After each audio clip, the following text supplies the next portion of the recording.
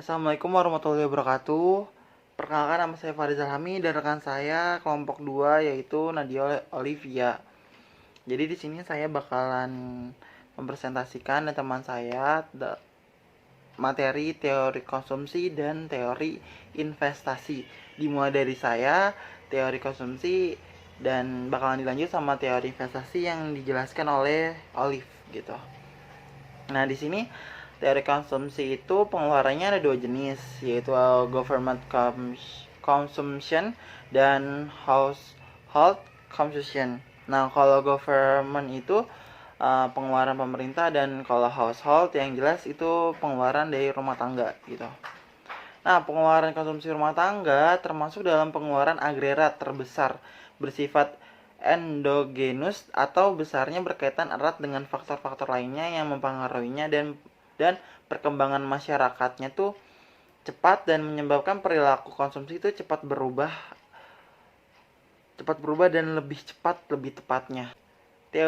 Nah di sini teori Keynesian, hubungan pendapat disposable dan konsumsi. Nah, ia menjelaskan bahwa konsumsi saat ini sangat dipengaruhi oleh disposable saat ini gitu. Jika pendapatan meningkat, apakah konsumsi akan meningkat? Namun peningkatan tidak sebesar peningkatan di disposable-nya. Lanjut.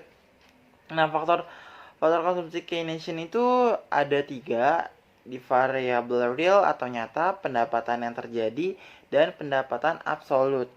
Nah, untuk variabel real atau nyata ini yaitu bahwa fungsi konsumsi Keynes menunjukkan hubungan antara pendapatan dengan pengeluaran konsumsi. Yang keduanya dinyatakan dengan menggunakan tingkat harga konstan, bukan hubungan antara pendapatan nominal dengan pengeluaran konsumsi nominal. Nah, yang kedua ini pendapatan yang terjadi, yaitu bukan pendapatan yang diperoleh sebelumnya dan bukan juga pendapatan yang diperkirakan yang akan terjadi di masa depan. Nah, yang ketiga ini pendapatan absolut, yaitu bukan pendapatan relatif atau pendapatan permanen, seperti itu. Nah, yang selanjutnya faktor yang mempengaruhi tingkat ekonomi.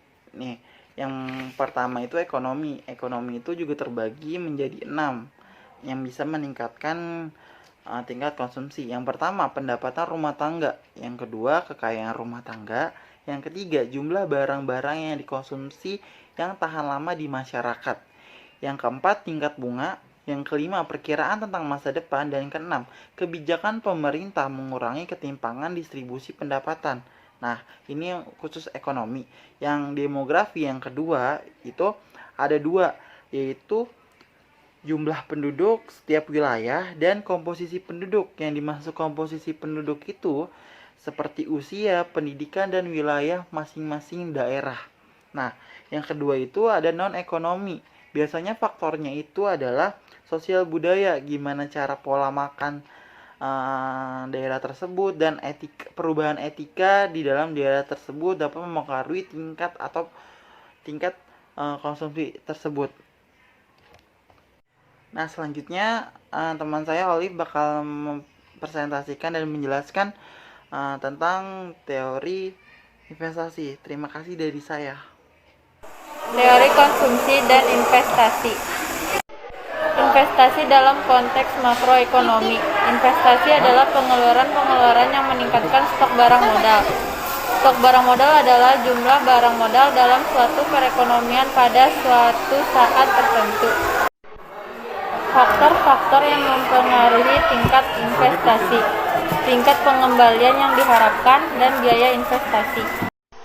Investasi dan pertumbuhan ekonomi. Dalam perusahaan, untuk menjaga keuntungan, maka harus menjaga agar tingkat produksi tidak berkurang. Investasi merupakan upaya memelihara stok barang modal.